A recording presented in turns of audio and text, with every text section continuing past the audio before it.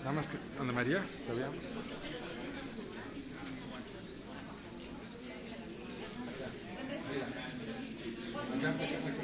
Es que mira lo que se equivocaron. Le cambiaron el apellido. ¿Dónde está? No sé ni dónde estoy. ¿Dónde estoy?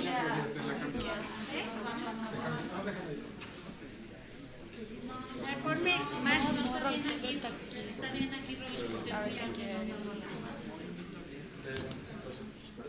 Que se queden ellas dos juntas. Mira, ¿sabes qué? Yo prefiero de este lado porque ese poco me mueve. Yo prefiero aquí. Está bien acá. A ver, entonces siéntate. Ok. Y luego, Cecilia. Y luego, ¿dónde es? No, a ver. Aquí y yo me siento aquí. Es que a David lo vamos a poner en la esquina porque ok. ¿Por Chaparro? ¿Qué es lo que se toca? No, porque muy bien. Edith Gutiérrez. Bueno, mira, ya. No, tú siéntate. ¿Dónde te pones?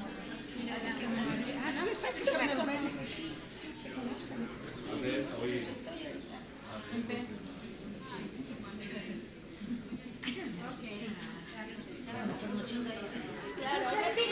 No.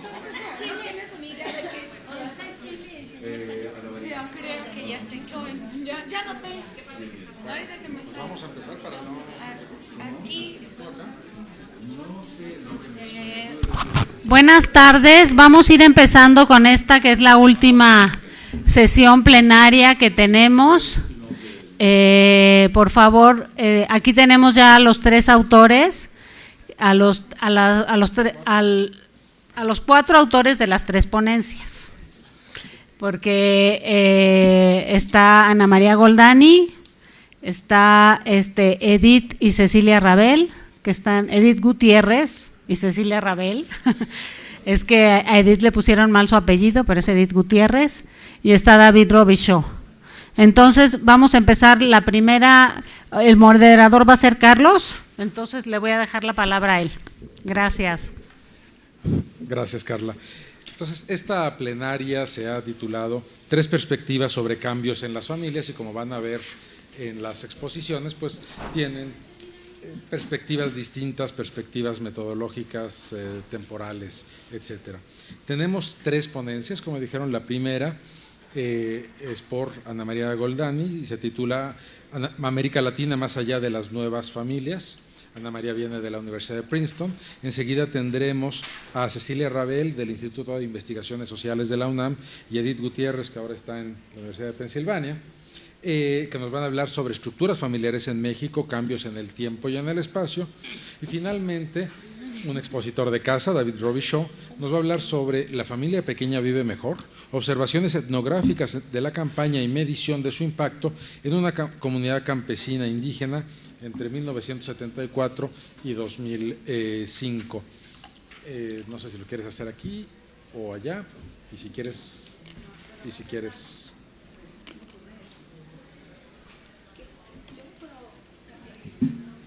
No, allá. No, voy a hacer parada. Entonces, aquí para apachurrar.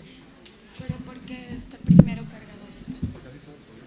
Pero está cargada nuestra. ¿No? ¿Qué pasó? Ahorita le movemos.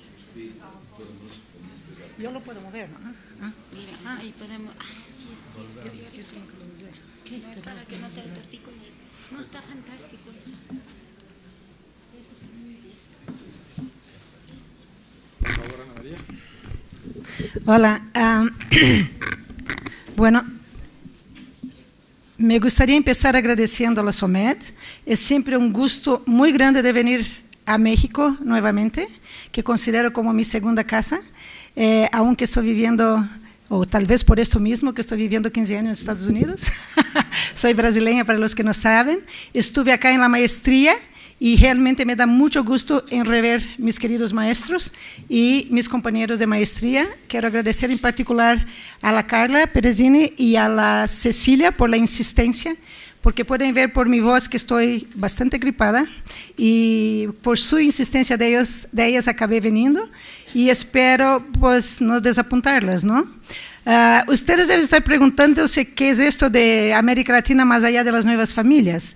Entonces, de esto, en este tema que voy a tratar, quería decirlo a las traductoras, de que los PowerPoints están en inglés y que voy a hablar en español o portuñol, y entonces ellas pueden tomar un break, le pueden ir al café, ¿no? Porque está en inglés y voy a hablar en español, entonces no tienen trabajo por media hora, ¿no? Bueno, esto es voy a hacer una presentación mucho más que la discusión de un trabajo. Esto es más o menos lo que me pidieron. Todos saben que vengo del área de familia, trabajo há muchísimos años en el tema. Familia, género, familia, políticas públicas, familia. Doy clases sobre eso hace muchísimos años, y recientemente, gracias a la salida de los nuevos datos del censo de 2010 y en compañía con un nuevo grupo de trabajo de Barcelona, el grupo de Albert Esteves, que trabaja la cuestión de familia a partir de los censos, volví a una cosa bastante básica en donde empecé, que es trabajar con datos de censo. Espero tomar crédito por mi pasado, porque de hecho los resultados son cosas muy incipientes y que es más bien una descripción de lo que tenemos como primeros resultados. Lo que quiero dar crédito a mis compañeros de autores de estos 3 trabajos que están viendo, Casamento Gay, Cambio Social y Opinión Pública, que trabajamos con... porque está solo García, está con Denia García. Luego el otro trabajo sobre coming out de censos que fue presentado en la USP con Alberto Steve y el grupo de Barcelona, y un trabajo que estamos siguiendo ahora que es trabajando en los países de América Latina.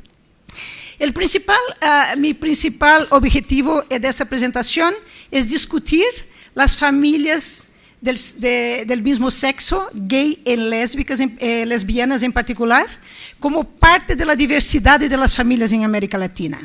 Es algo muy nuevo, los datos están visibilizados por la primera vez en los censos de América Latina, algunos países preguntando directamente, muy pocos, otros sacando de forma indirecta, pero es la gran novedad del censo en términos de familia y a esto nos dedicamos. Bueno, hay una serie de preguntas. ¿Está América Latina realmente saliendo del closet? El censo está ofreciendo realmente una fotografía, una verdadera fotografía, una fotografía de las familias del mismo sexo. ¿Cómo está el soporte a los derechos de los gays y lésbicas y cómo cambió a través del tiempo en América Latina? ¿Cuál es el perfil de estas familias a través de los países de América Latina? ¿Cómo difieren estas familias del mismo sexo con relación a las familias heterosexuales? Son preguntas guías y que trato de apañar los resultados de los trabajos que tenemos, y por eso les diré que va a ser un panorama más general y después, si quieren preguntarme, podremos hablar. Tengo un argumento bastante polémico, como siempre, y que me gustaría compartir con ustedes, que es la guía de este trabajo, y que realmente estoy muy convencida después de todo lo que vengo trabajando y por lo que he leído. O sea, sostengo acá que las familias del mismo sexo, gays y lésbicas, son de hecho las nuevas familias de América Latina. Esas son de hecho las verdaderas nuevas familias de América Latina. Como sabemos, la familia sigue siendo una institución muy importante. Todas las encuestas de opinión pública revelan que la familia sigue siendo una institución de mayor apoyo, que es más reconocida por todos y cumple una función muy importante, ¿no? Este concepto que las personas tienen en el imaginario colectivo tiene un concepto cuando está diciendo, sí, la familia es muy importante para mí, es la mejor institución, me apoya, es fundamental para mi salud mental y para mi cuestión económica. Esta familia, de hecho, es una familia que se refiere a casamiento, a papeles de género muy claros, a una cuestión de corresidencia y a claramente relaciones entre hombres y mujeres. O sea, el público reconoce que estas familias cambiaron a través del tiempo también, reconoce que hay transformaciones muy importantes en la forma de residencias y los significados de estas familias cambiaron en el tiempo y que las relaciones entre sus miembros de estas familias cambiaron. O sea, living apart together, familias transnacionales, familias sin hijos, madres solteras, familias extensas, todo esto es parte de un nuevo, del proceso de reinvención de la familia en América Latina, ¿no? Lo que es que tienen de común en estas llamadas nuevas familias. Lo que tienen en común es que todavía están compartiendo la idea de una complementariedad, o sea, sexual, y la noción de filiación, de paternidad y maternidad. O sea, lo que tienen todavía es la referencia es de la llamada familia tradicional. Entonces, mi argumento es de que a partir de los 90, con la discusión de cómo se cambiaron, la discusión sobre cómo la intimidad realmente se transformó, y con el aumento de las familias del same-sex, entonces, aquí va en inglés, de las familias del mismo sexo, estas cosas se pasaron a ser rediscutidas y la aceptación pública de las nuevas familias, o de las familias del mismo sexo, es un hecho concreto, es parte de un debate público y ahora las tenemos legitimadas por la ley. Para algunos países se tornó legal, Argentina, Brasil, México fue el primero, la Ciudad de México, Argentina, Brasil y Uruguay son los países con casamiento legal. El censo de población, la tradicional fuente de datos, le hace por la primera vez la inclusión, le hace el esfuerzo de identificarlas, y con esto entonces tenemos muy claro que estas familias existen. ¿Y por qué yo las llamo de las verdaderas, de las familias nuevas? Porque de hecho estas familias van un poco más allá de la idea de la complementariedad sexual. O sea, la heterosexualidad deja de ser el elemento determinante para la definición de familia, y la cuestión de paternidad y maternidad, de filiación, es un otro elemento que se pasa a cuestionar. O sea, hay una separación del grupo de parentesco de la cuestión biológica con relación a la institución a nivel legal y mismo a nivel simbólico, que hace con que estas familias del same sex realmente llegaran como un nuevo modelo. Comparado con las llamadas nuevas familias, estas de hecho rompen con la orden establecida y nos desafían a trabajar y reimaginar las familias latinoamericanas. Mis referencias al trabajar este tema y al propor este tipo de argumento vienen de la demografía de la familia y de un nuevo campo de la demografía que se está estableciendo, que está muy claro ya, por lo menos en las publicaciones en Estados Unidos, que es la llamada demografía de la orientación sexual. O sea, hay una idea en los 90s, ¿no?, de que hay una fluidez mayor, ¿no?, en los papeles de las familias, ¿no? El envolvimiento ocurre, el desenvolvimiento individual es muy importante, las trayectorias individuales asumen un papel mayor de lo que el ciclo individual es más importante que el ciclo familiar. Las encuestas sobre estas cuestiones se desarrollan y queda claro entonces que el significado de familia está a camino de modificaciones importantes. O sea, este nuevo campo de la llamada demografía de la orientación sexual atrás de vuelta un tema que es el tema de la sexualidad. Ustedes van a decir, esto no es nuevo, en esta conferencia tenemos muchas sesiones sobre sexualidad. Sexualidad, comportamiento reproductivo, sexualidad con salud reproductiva. Lo nuevo aquí es que realmente está trayendo específicamente el estudio de la orientación sexual relacionada con el comportamiento demográfico. Hay ejemplos muy claros ya de publicaciones donde se enseña, por ejemplo, el efecto de ser gay o lésbica en términos de decisión de la migración. Por ejemplo, Bowley y otros enseñan que ser gay o lésbica tiene un efecto muy importante en la migración en términos interestatales dentro de Estados Unidos, y la dirección de estos flujos en general son para estados que tienen políticas favorables a estos grupos, ¿no? Entonces, yo voy a tener que pasar muy rápido, ¿no? Entonces, estos son los campos de referencia, ¿no? Entonces, yo lo que sostengo es que identificar y tratar de trazar el perfil de estas familias del mismo sexo, o sea, a pesar de la limitación de la información y con un potencial muy elevado de subenumeración, se torna muy importante, no solo para visibilizarlas estadísticamente, ¿no?, pero para llamar la atención del significado de estas y de los desafíos que este tipo de familia ofrece en la discusión de la diversidad familiar de América Latina hoy, no solo en términos académicos, en términos de la demografía, pero en términos de políticas públicas también. Entonces, aquí tenemos un primer panorama, tenemos, y lo comparamos, aquí tenemos Brasil, las tasas de parejas por 1000, son tasas de parejas, parejas del mismo sexo, calculadas sobre el total de parejas unidas. Entonces, pueden ver que Brasil muy bajo, después Uruguay, Argentina, España, Estados Unidos, Australia, Canadá y México es el campeón, ¿no? México tiene casi 10 parejas del mismo sexo por cada 1000 parejas unidas. O sea, esto es el dato oficial del INEGI, publicado del censo, que se utilizó o sea, ya sé que muchos de ustedes ya saben que hay problemas, y de eso vamos a hablar un poquito más tarde, pero es muy importante tener claro que a pesar, y lo que decimos es que los países de América Latina presentan niveles bastante abajo de los estándares internacionales, y esto es importante tener en cuenta. Es la primera vez que se pregunta, hay muchas resistencias, y vamos a hablar un poco de eso.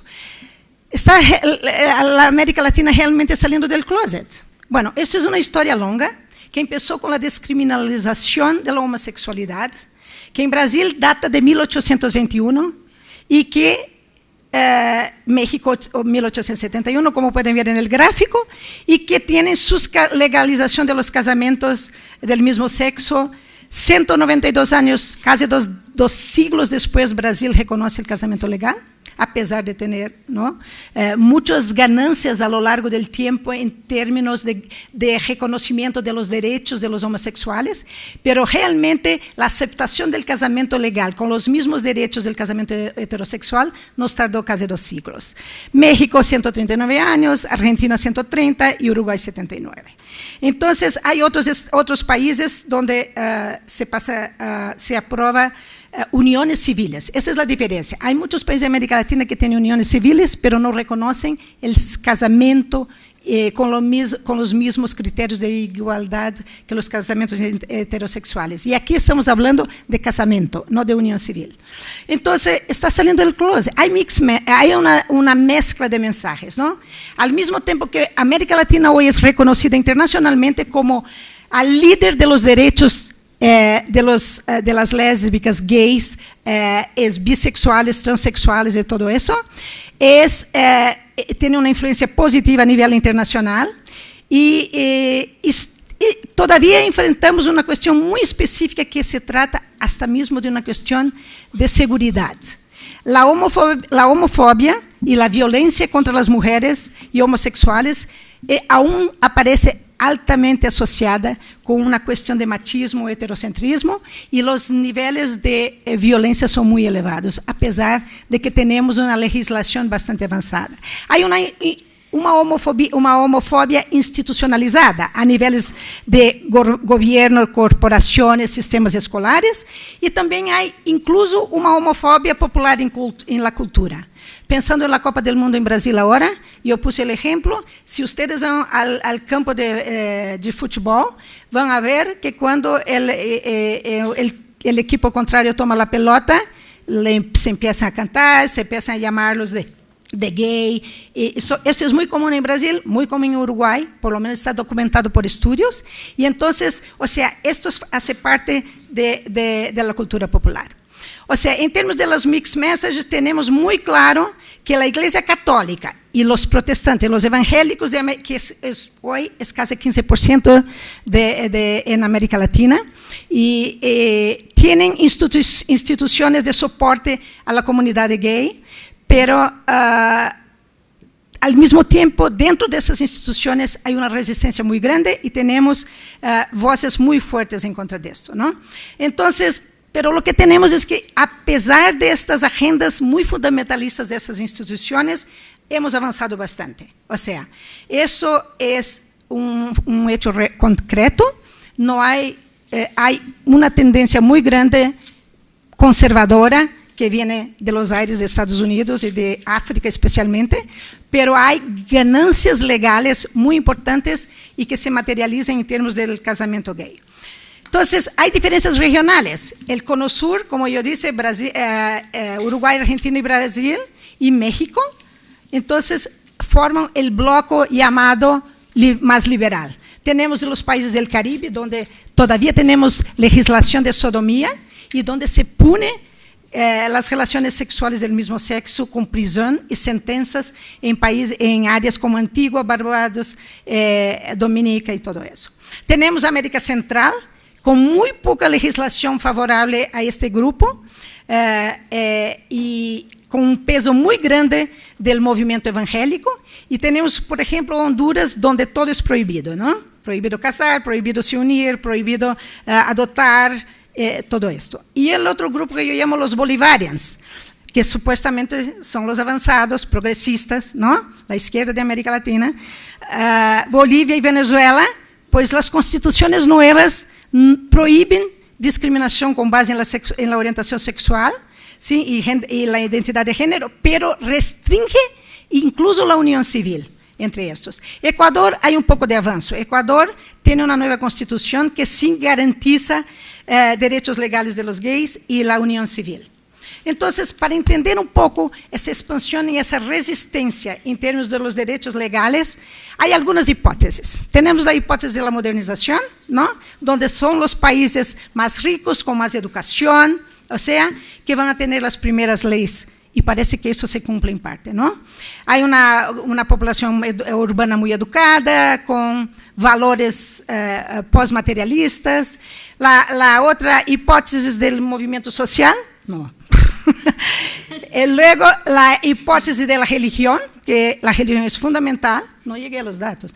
La globalización y la transnacionalización, que es muy importante también en términos legales. O sea, la Comisión Interamericana ha jugado un papel fundamental en esto. Entonces, hay el argumento argentino, que voy a pasar por encima. Entonces, el censo realmente ofrece una paisaje buena de esto. Hubo campañas en el Uruguay, campaña en Brasil. Son los dos países que realmente hicieron campañas públicas para que la gente se declarara en el censo. La información del censo, pues, ofrece muchas dificultades, es limitada todavía.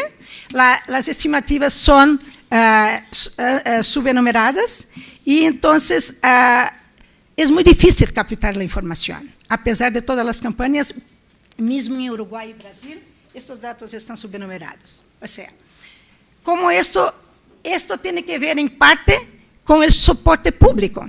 O sea, entonces lo que decimos es que el soporte público ha aumentado. Entre 2004 y 2008 hay un aumento, 2004-2012 hay un aumento de soporte público, del público en las pesquisas de opinión pública, y aquí es la POP, en términos de dar soporte a los derechos gays, pero no al casamiento gay. Entonces, hay una proporción muy elevada que aprueba un gay para ser alcalde, pero no que se case este gay. ¿Okay? Entonces, el soporte en la región varía, y varía de región para región, como ya les enseñé. Hicimos un pequeño modelo multivariado y tenemos que ser mayor de edad, ser casado, ser religioso, chileno, costarricense o nicaragüense, es una predicción, tiene una elevada posibilidad de estar, predice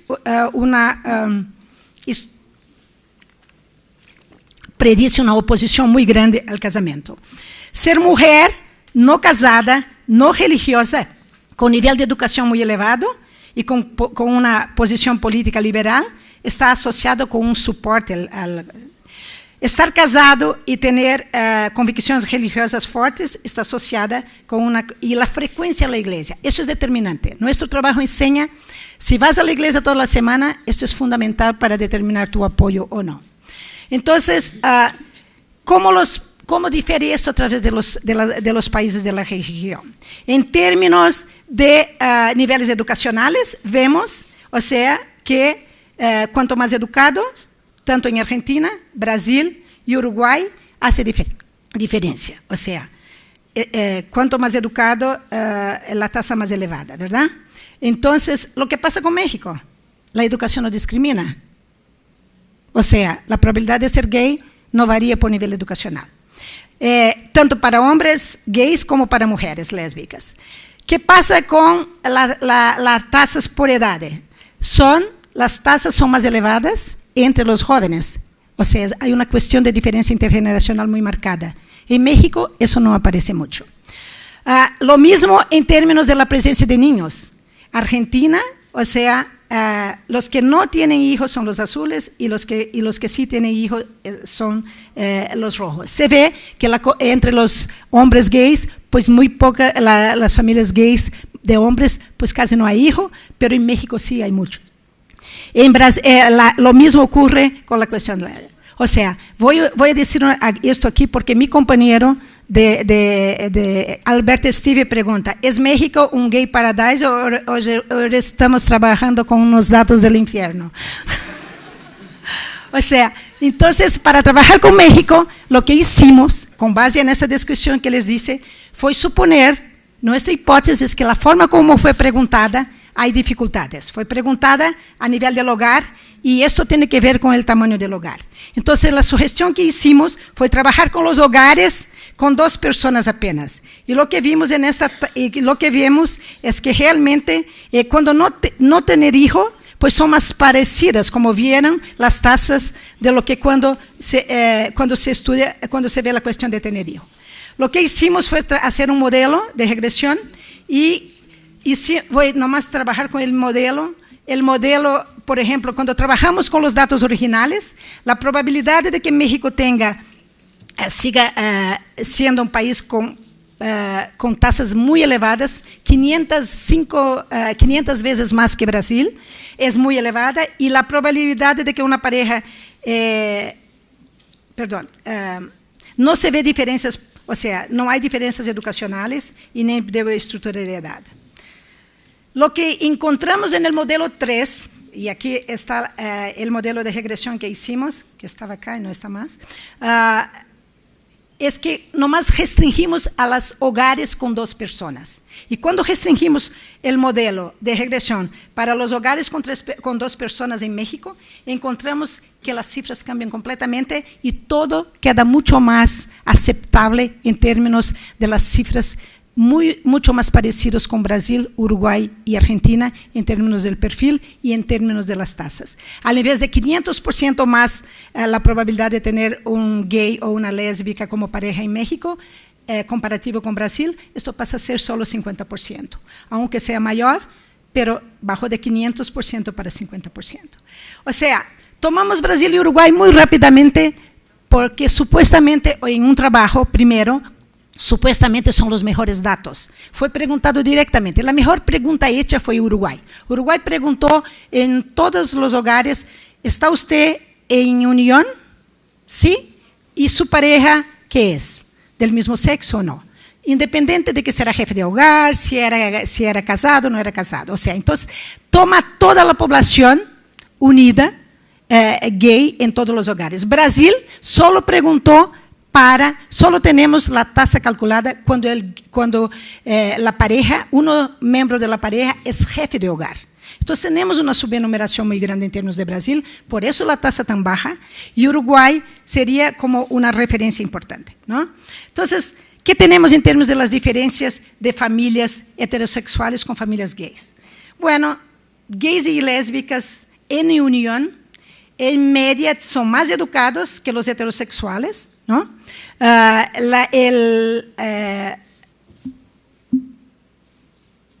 Este rango de diferencia, o la diferencia es mucho mayor entre las cortes más grandes de lo que entre los jóvenes, ¿no? El nivel de ingreso de los gays y lésbicas en Brasil son mayores que los heterosexuales. Lo mismo ocurre en Uruguay. Es 1.7 veces mayor entre los gays y 1.5 veces mayor entre las lesbianas. La distribución espacial de las familias del mismo sexo son altamente concentradas en las áreas urbanas, lo que no parece muy sorpresa, porque son las áreas de mayor aceptabilidad y de comportamientos diferenciados.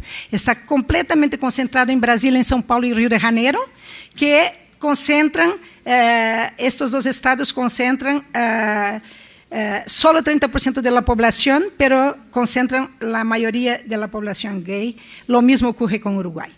Entonces, un otro ejercicio de multivariado já vou terminar, os resultados, não vi tu, os resultados reforçam a ideia de que a orientação sexual sí deve ser considerada, tanto como a idade, o sexo e a questão racial, em termos de suas consequências para políticas. As probabilidades são maiores de ser gay em Brasil que em Uruguai e maiores de ser lésbicas em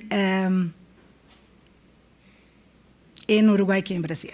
Estes resultados sugerem que as diferenças observadas entre Brasil e Uruguai se explicam largamente em termos do efeito urbano. Ou seja, as diferenças aumentam, ou seja, ser gay, uma pareja gay ou lésbica aumenta em la medida que a idade diminui entre os jovens e o efeito está maior se controlado por educação, não?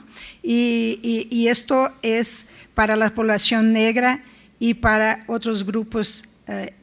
Em termos de los efeitos de religião e ingresso, Brasil é o único país que temos disponíveis a informação em termos de religião, de religião, não, de religião, sim.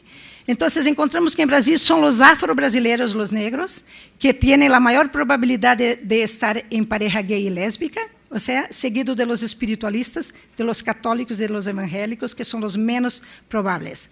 As diferenças de religião são muito mais importantes para os gays do que para as lesbianas, e em termos de ingresso, está altamente correlacionado com o hecho de ser. Bueno, final comments.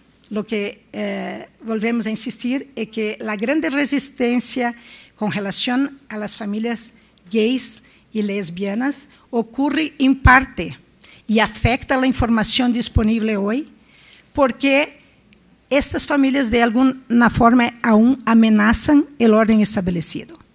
Pero tradicionalmente o comportamento tradicionalmente prescrito, não? As normas de gênero e sexualidade. A ideia de que uma pareja gay, ou seja, sea casada, ou seja, e que poderia afetar de forma muito importante os níveis, as taxas de casamento em América Latina, está presente como já estuvo presente em outros contextos, como em Estados Unidos. Estudos prueban que isto não há uma relação. Está aprovado para países de Europa e para Estados Unidos. O casamento gay, de hecho, não é responsável por la disminuição de las tasas de união heterossexual. Há outros fatores, mas não é o casamento gay. O sea, então, dato interessante é também que por allá chegaremos em la sofisticação desta discussão, é que se observa que quando os indivíduos oferecem uma explicação genética para a questão da homossexualidade, ¿sí?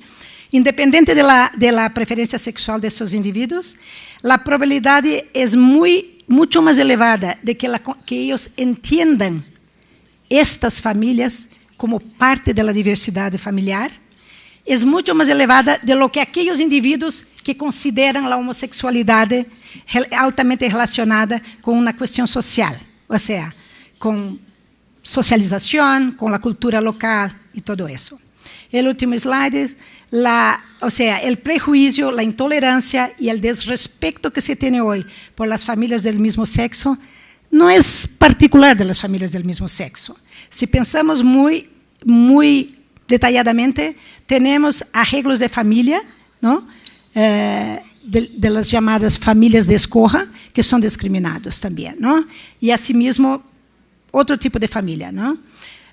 Famílias gays e lésbicas simplesmente estão ponendo a claro e intensificando estes desafios, não? E,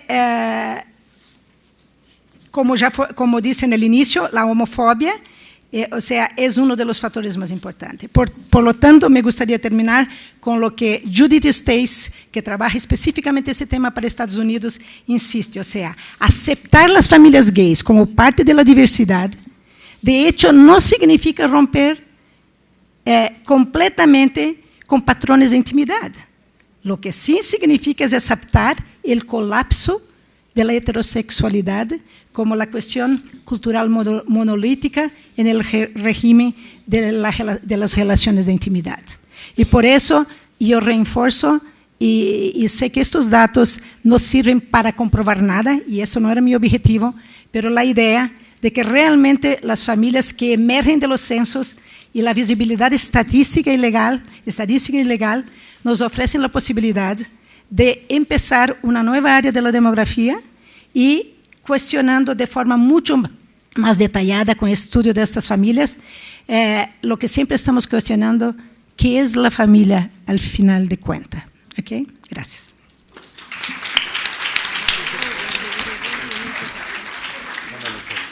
Muchas gracias, Ana María. A continuación tenemos la segunda, déjenme se las pongo porque si no… Ahí está. La ponencia de Cecilia Rabel y Edith Gutiérrez, a quien ya le llegó su presentador. Perfecto, por favor. Muchas gracias. Vamos a hablar sobre estructuras familiares en México, cambios en el tiempo y en la distribución espacial. El tema de las estructuras familiares y de los sistemas familiares que subyacen a estas estructuras han preocupado a los demógrafos históricos desde que se inició el desarrollo de la disciplina y mucho menos a los demógrafos modernos. Hacia mediados del siglo XX, el sociólogo William Wood ideó la teoría que sostenía que las estructuras familiares tendían inevitablemente a la convergencia, hacia una variante del sistema conyugal. Todas las culturas, decía este autor, van hacia la industrialización y hay una armonía teórica entre el sistema de familia conyugal y el mundo moderno. Y además, la convergencia debía darse en un lapso de 10 a 20 años. La teoría de la convergencia se basa en el supuesto que los cambios en los sistemas familiares se asocian de manera inevitable a cambios estructurales, la industrialización, la urbanización y a cambios ideológicos, valores familiares vigentes hacia mediados del siglo XX y básicamente en el mundo occidental. Los demógrafos podemos agregar que los cambios en los procesos demográficos, que pueden ser vistos como consecuencia de procesos macrosociales, favorecen o inhiben la expansión de ciertas estructuras familiares, como los descensos en la fecundidad y en la mortalidad, variaciones en la nupcialidad, intensidad en la migración, por citar los más importantes. A un nivel más abstracto, suponemos que hay una interacción entre cambios a nivel macro y aquellos que se dan a nivel micro. Por medio del análisis de las estructuras de grupos domésticos en México entre 1970 y 2010, observaremos si hay convergencia hacia un solo tipo de estructura, la nuclear. Sin embargo, no exploraremos la asociación entre la convergencia y los cambios en el desarrollo o la modernidad. Nos limitamos a estudiar los sistemas familiares y dejamos para futuras y muy complejas investigaciones el análisis de las razones que subyacen las transformaciones de las familias en México. Por ello, recalcamos, no ponemos a prueba la teoría como tal, solo observamos uno de sus componentes. La gran limitación que tenemos que enfrentar al analizar las estructuras es que nos basamos en fuentes que definen a las familias a partir del criterio de propincuidad, o sea, corresidencia. Y en las últimas décadas ha habido muchísimos estudios que muestran que los muros de la casa no aíslan en modo alguno a las familias, incluso a las nucleares, que era la idea de Talcott Parsons. Hay intensas redes de cooperación, ayudas y apoyos de todo tipo circulan entre las personas con vínculos de parentesco, vivan o no en la misma vivienda. Por ello, en vez de usar el término familia, nos referiremos a grupos domésticos para designar al grupo de personas que comparten una vivienda, domus. También es importante aclarar que no se refieren a los hogares que antes del año 2010 se habían definido basados en criterios funcionales, como el conocido gasto en común, la olla en común. Nuestra definición es más simple, solo se basa en la corresidencia. Y la razón de adaptarla es la necesidad de tener grupos domésticos comparables a lo largo del tiempo. Los grupos domésticos familiares se clasificaron tomando en cuenta las relaciones de parentesco de todos los corresidentes con el jefe de vivienda, sin subdividir a los grupos de hogares como se hizo en los censos de 1980 y 2000 para asegurar la comparabilidad de las cifras. La clasificación utilizada es la clásica en los estudios sociodemográficos: unipersonal, pareja sola, nuclear, o sea, pareja con hijos, monoparental, padre o madre y alguno o varios hijos, y extensos, pareja con otros parientes. Revisamos las estructuras domésticas a nivel macro en la República y después a nivel meso en los estados. Y con esto exploramos con mayor detalle la hipótesis de la convergencia. Es probable que a nivel de estados la convergencia no sea la norma, ya que la desigualdad económica y social y las distintas formas culturales en nuestro país son conocidas. Primero, estudiamos varias características de los grupos domésticos y su evolución a lo largo de 40 años. La siguiente. Bueno, el tamaño del grupo doméstico, voy a ir muy rápido, 1970-2010, el tamaño medio de los grupos domésticos disminuyó de 5.3 personas a 3.9. El tamaño de los nucleares se redujo un 30% y fue el grupo que más miembros perdió gracias al descenso de la fecundidad, me imagino. El tamaño de los monoparentales disminuyó una cuarta parte, mientras que, sorpresa, el de los extensos casi no varió. Solo perdieron medio miembro. Las dos explicaciones demográficas asociadas a estos decrementos, pues ya lo vimos, el descenso de la fecundidad y el aumento en la formación de nuevos grupos domésticos.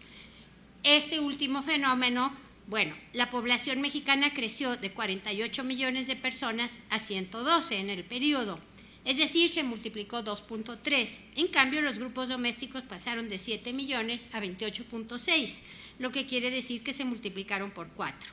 Esta diferencia nos sugiere que los habitantes tuvieron que formar más grupos domésticos, consecuencia lógica de la llegada a la edad adulta de cohortes cada vez más numerosas. Además, hay que tomar en cuenta los cambios en las transiciones en el ciclo de vida asociadas a la salida del hogar y a la situación conyugal. Siguiente. La evolución de las estructuras de los grupos, en la evolución de estas estructuras ha habido dos transformaciones notables.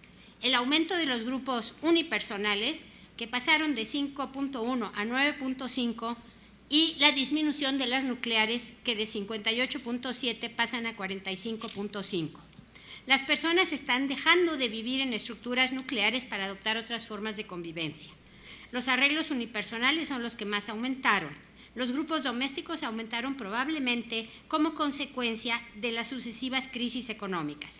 En sociedades como la mexicana, donde los vínculos familiares son muy fuertes y las personas recurren preferentemente a sus parientes, cuando la situación económica familiar es muy precaria, la solución de integrar familias extensas es socialmente aceptable e incluso deseable.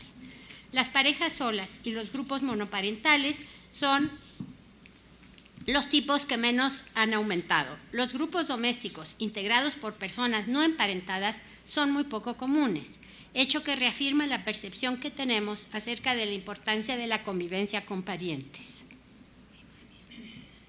En la segunda mitad del siglo XX ha habido un ascenso paulatino en la posición social de las mujeres que se ve reflejada en la proporción de jefas en los grupos domésticos. Salvo en los arreglos unipersonales, la tendencia es hacia un aumento consistente. En especial, la jefatura femenina entre parejas que viven solas es sorprendente. Se multiplicó por 20, porque pasó de 0.4 a 7.9. Un aumento similar se dio en los grupos nucleares, donde se multiplicó por 15, de 0.3 a 4.5. Se trata de arreglos tradicionales donde la jefatura femenina en grupos donde está presente el cónyuge puede ser reveladora de un cambio en los valores y costumbres asociados a la ideología patriarcal.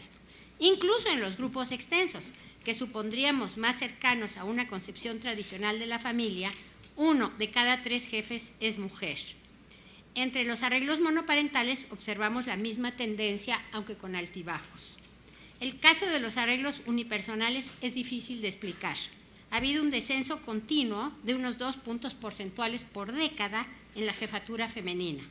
Analizando la distribución por edad y sexo de estos arreglos, encontramos que hay un mayor porcentaje de hombres solos que de mujeres entre el grupo de menos de 60 años. Esta situación nos sugiere varias reflexiones. Puede haber una mayor proporción de hombres que nunca se une, o bien un rezago en la edad a la unión con relación a las mujeres.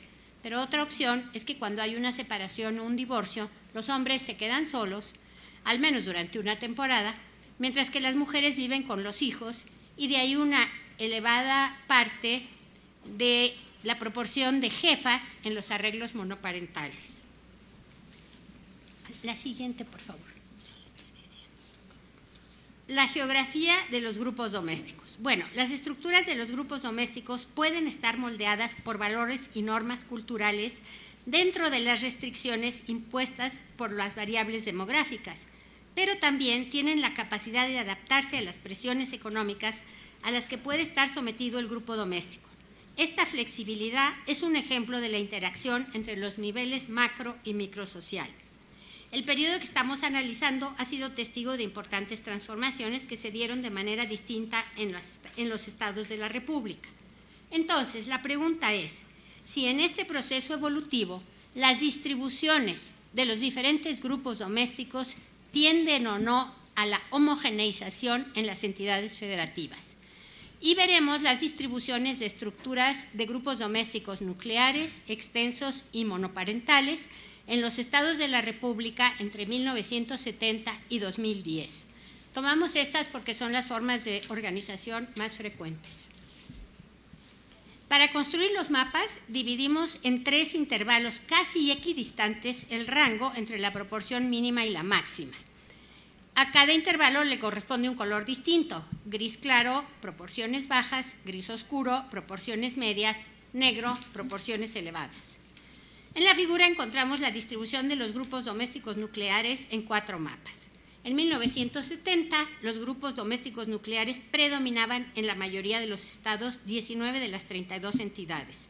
La proporción de estos arreglos era superior a 58%. Hubo un cambio muy fuerte durante las 2 décadas siguientes. 1990 se caracteriza por un proceso de concentración espacial de estas estructuras en el país, que es resultado de una disminución importante del peso relativo de las nucleares en estados que tenían muy altas proporciones: Chihuahua, Sinaloa, San Luis Potosí, Guerrero y Quintana Roo. En los demás estados de altas proporciones, estas se mantienen sin cambio. Las modificaciones no alteraron el predominio de este tipo de estructura a nivel nacional. Tanto en 70 como en 90, 3 de cada 5 grupos domésticos en el país eran nucleares. Pero durante la década de los 90 se generaliza la disminución de los grupos domésticos nucleares, proceso que se traduce en la homogeneización de las proporciones a todo lo largo de la República. Solo Aguascalientes se mantiene en el nivel más alto, mientras que Guerrero, el DF y Quintana Roo se ubican en el nivel más bajo. Hay descenso en una parte de los estados del norte y occidente, así como en estados del sur y del sureste. En 2010, los arreglos nucleares disminuyen en la mayoría del territorio nacional y la proporción media es 45%. Solo en un corredor de 6 estados, en el centro y el norte, y en Chiapas, se mantienen las proporciones que tenían 10 años antes, entre 48 y 58%. A lo largo de 40 años se mantiene la tendencia al descenso ya conocida, pero se manifiesta otra, evidente en los mapas, hacia la convergencia territorial, que se traduce en la formación de un modelo homogéneo caracterizado por niveles relativamente bajos, históricamente hablando, de grupos domésticos nucleares. Los grupos domésticos extensos se difundieron considerablemente en los últimos 40 años. Identificamos en este proceso 2 etapas.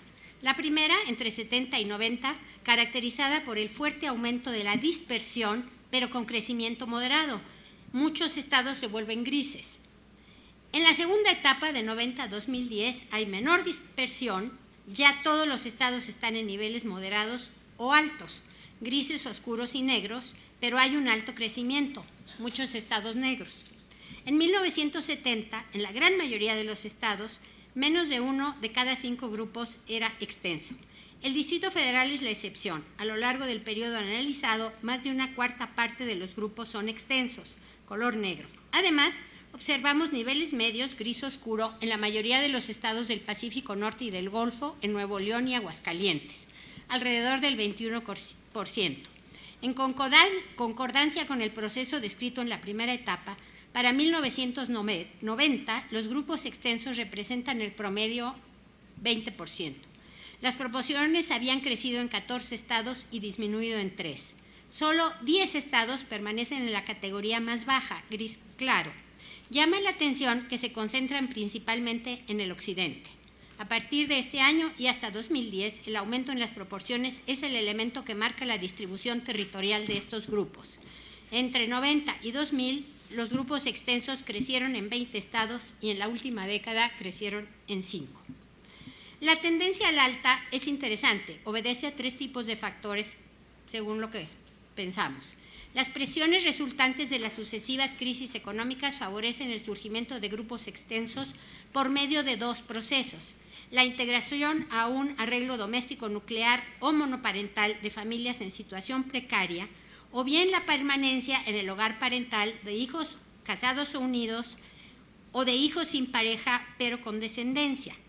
También intervienen factores demográficos, en especial el proceso de envejecimiento de la población que incentiva la reunificación de los padres que se incorporan al grupo doméstico de alguno de los hijos, como lo vimos en una ponencia, en una sesión anterior. Estas soluciones son posibles porque se enmarcan en un contexto de valores que privilegian a los lazos de parentesco y en el que las obligaciones filiales son muy fuertes. Este contexto, marcado por factores tanto culturales como económicos y demográficos, ha propiciado un modelo caracterizado por un balance entre grupos nucleares y extensos. En los últimos 40 años, estos 2 tipos de arreglos representan alrededor de 3/4 partes del total. La fuerte reducción en la proporción de nucleares pudo haber dado lugar a un aumento sustantivo de formas no familiares de convivencia o de parejas solas en otras sociedades.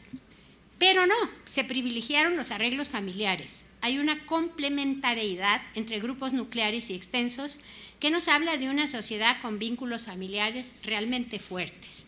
La siguiente. Los monoparentales han sido poco frecuentes, aunque la proporción aumenta en los últimos 40 años.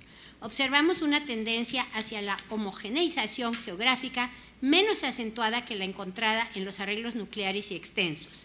En 70 es cuando la distribución es más heterogénea. Sin embargo, si la comparamos con 2010, hay semejanzas en los estados de mayor prevalencia.